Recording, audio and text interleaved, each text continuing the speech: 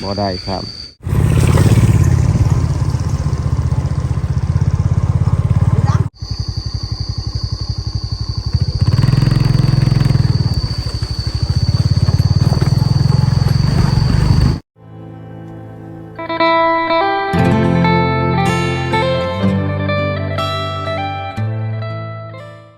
สบายดีท่านผู้ชมมื้อนี้บ่ทิศออกทางเขตชนบทเด้อท่านผู้ชมเด้อสิถ่ายวิถีชีวิตทางนี้เนาะเพราะว่าเดี๋ยวนี้เขาเจ้าก็กำลังดำนาช่วงนี้พี่น้องเอ้ยช่วงฝนแต่ในระยะการเดินทางบ่ทิศจะถ่ายอ่าเส้นทางหรือว่าบอกตำแหน่งที่บ้านบ่ทิศกำลังเดินทางไปอยู่เนาะเดี๋ยวโอเคพี่น้องครับชมไปนำกันเด้อท่านผู้ชมอ่าไปนำกันเลยท่านผู้ชมเลยบัดนี้ ติดกับรถทางยากพี่น้องเลย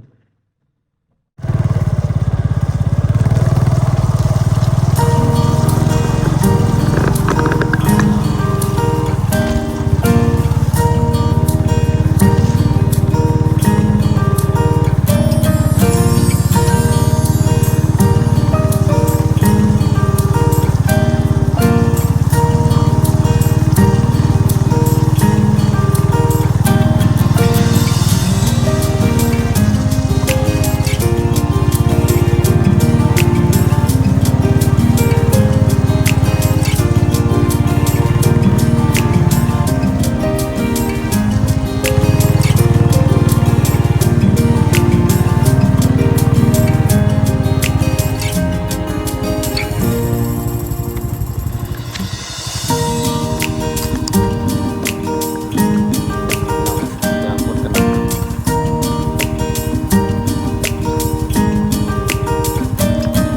เจ้าดำนาอยู่ข้างหน้าพี่น้อง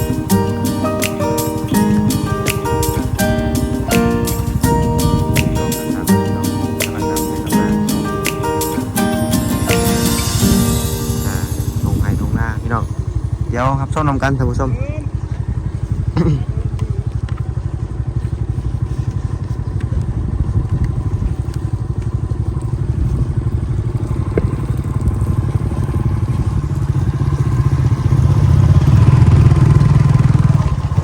ทางยากเนาะ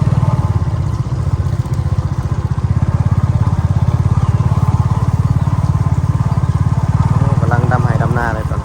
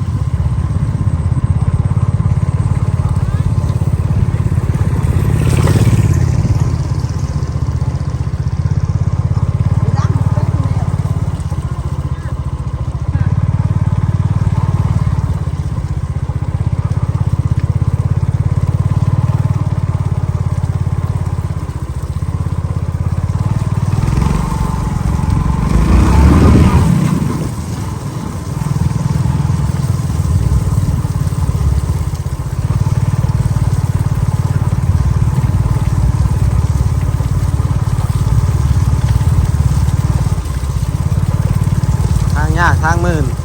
ขี่ไว้บ่ได้ท่านผู้ชมเลย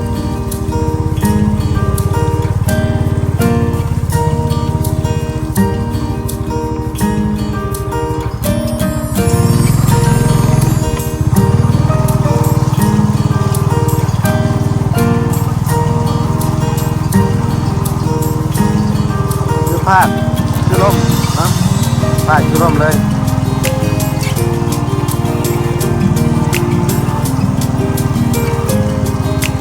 งานนี่งานดอกหมดเลยงานยังพี่น้องงานยังสีทมั่วบานปลาเล็กนี่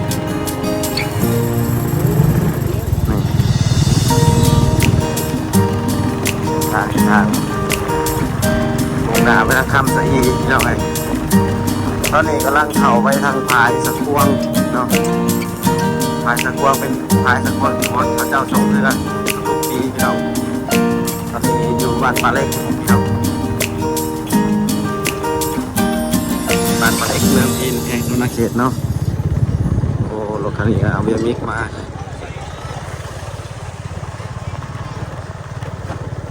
เดี๋ยววันที่ขี่รถขึ้นพายให้เบิ่งพี่น้องนี่พายสักกวงเลย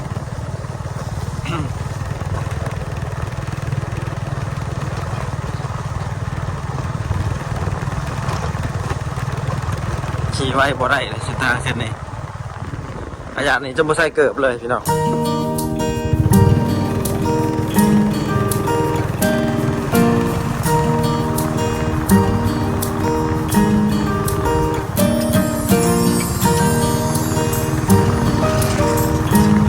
นี่ท้ายสักกวงพี่น้องน้ำลาย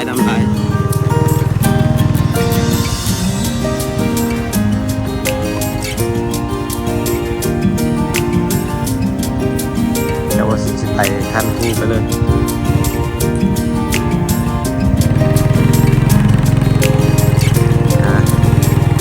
ไปเลยน้ำการมาเลยทำโซนน้ำการทางคุณก็เป็นห้องคอยเนาะแล้วก็บอลเขาเจ้านั่งกินอาหารชมวิวเป็นห้านอาหารท่านผู้ชมเลยห้านอาหาร2-3 ห้านเลยตั้งอยู่แถวนั้นพี่น้องเลยทางมี2 เส้นทางลงทางเทิงน้ำขุ่นตอนนี้เพราะว่าฝนตกใหม่แล้วน้ำขุ่นช่วงนี้เพิ่นก็เก็บน้ำเลยพี่น้องบ่ได้ปล่อยน้ำเลยเก็บน้ำเต็มที่แพะเต็มพี่น้องแถวแคมน้องเดี๋ยวสิถ่ายบรรยากาศอยู่คันผู้พายสะควงของเมืองพีนเซทมวกเนาะทางนี้พี่น้องสิยุดสำนีก่อนแล้วสิไปอัปเดตทางพวกนี้พี่น้องมันมีเส้นทางอีกเส้นทางหนึ่งข้ามห้วยข้ามเซคันเพิ่นเป่งน้ำถือว่าบ่ทิศไปบ่ได้พี่น้องเพราะว่าเพิ่นมีห้วยอีกเด้เนาะโอเคเดี๋ยวต่อจากคลิปนี้อยู่บนพุ่นอีกพี่น้องไงวันนี้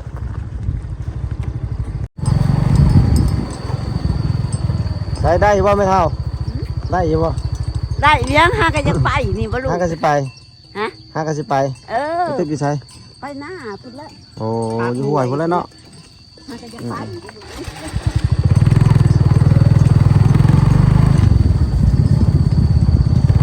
กำลังสิไปเป็นสุดนี่แหละอันนี้ก็เราไปทำซื้อทำคน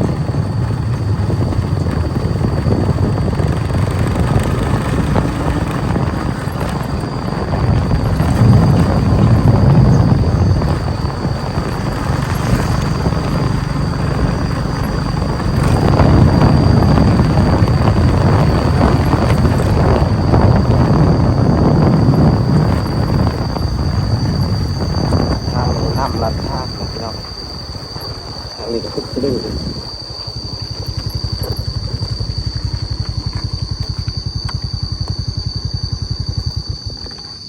ล้นได้บ่หรือบ่ได้ครับได้อยู่บ่ไม่เท่าบ่ได้ฮะฮักกะมาบ่มาแต่เช้าพุ่นละโอ้มาแต่เช้ายังไม่ได้ที่โตพี่น้องไปตนกัน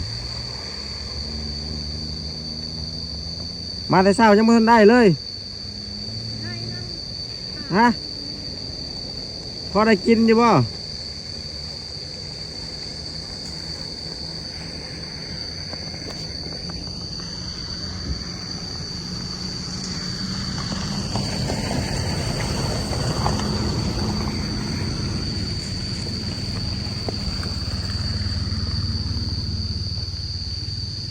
จะดุพี่น้องแถวหวยตัวน่าจะมีปลาลายอยู่พี่น้องเบิ่งตามสภาพแต่ว่าเพิ่นว่าบ่ได้เพิ่นมาแต่เช้าพี่น้องเลยเนาะมาตึกมือบ่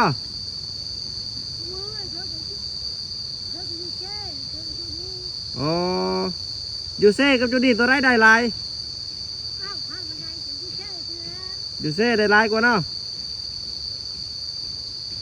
โอเคพี่น้องไป เพิ่นพี่น้องน้ำท่วมทางหัวนี่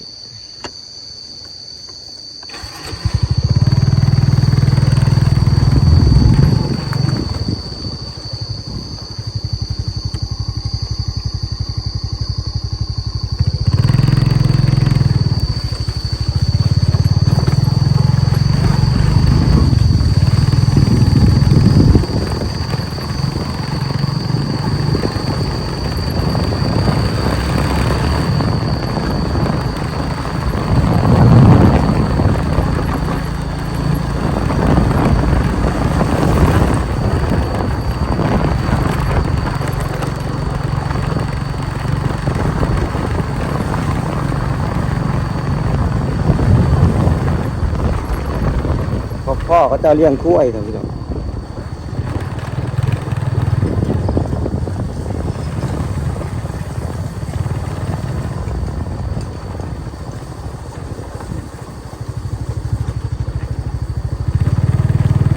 เส้นทาง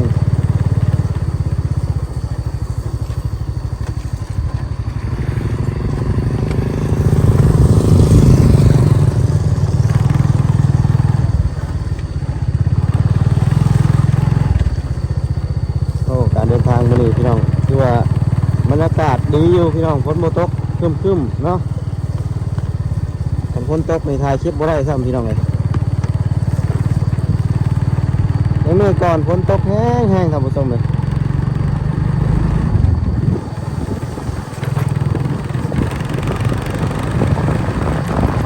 เขากล้าเขาเจ้านกกล้าเคี้ยวแล้วพี่น้องเลยใส่ปุ๋ยนะฮะทางนี้เลี้ยงงัว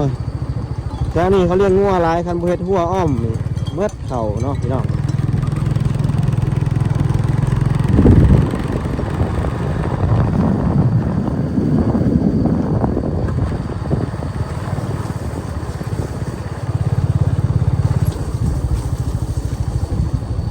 มาเห็นเพื่อนหลังนี้งามแต่พี่น้องเอาไม้เห็ดโอ้งามมาดิ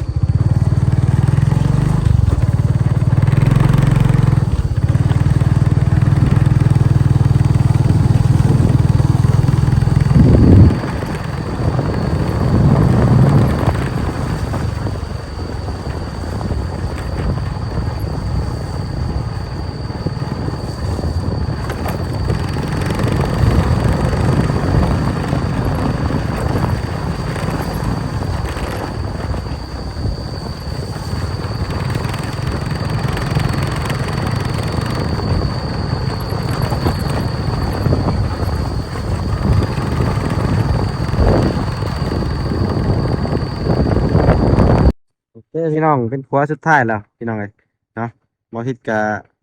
ถ่ายมาตั้งแต่การเดินทางเขามาทางอิฐทางเขตนี่ตอนนี้ฮอดบ้านค่ำสะอีแล้วท่านผู้ชมเลยถือว่าสุดบอลถ่ายคลิปมื้อนี้สุดถ่ายบ้านค่ำสะอีพี่น้องก็คือสื่อสื่อสารอยากให้ทุกคนรู้ว่าการเดินทางมามื้อนี้ก็คือแนะนำการเส้นทางมาเนาะเพื่อหลายๆคนจะเข้ามาทางบ้านผู้ไทยเนาะเข้าทางเมืองวิระก็ได้ทางเส้นนี้เด้อท่านผู้ชมเนาะเพราะตัวนำหวยพี่น้องเต็มเลยคิดบออกว่าสมมุติว่างานนำขึ้นป้ามันขึ้นพี่เลยได้ท่วมพี่เลย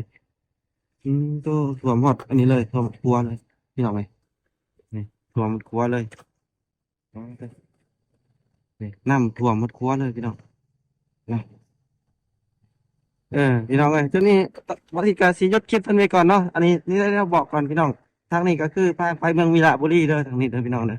เข้าทางนี้ก็ได้เมืองวีระบุรีเนาะทางนี้คือบ้านคำศรีนี่พี่น้องเด้ป้ายเพิ่นก็บอกเด้นี่ท่านผู้ชมวัติสิยศคลิปตรงนี้ก่อนท่านผู้ชมก็ขอบคุณหลายๆเด้อทุกคนที่เข้าชมคลิปวัติแต่ก่อนจนฮอดปัจจุบันเนาะวัติก็มีอย่างหลายขออวยพรใจให้ท่านผู้ชมทุกคนจงสุขภาพแข็งแรงร่ำรวยเมื่อสุขสุขคนเด้อท่านผู้ชมสบายดี โอ้ไม่ใหญ่เลยท่านผู้ชมเป็นเอามาแกะสลักเห็ดผาไอ้เนาะ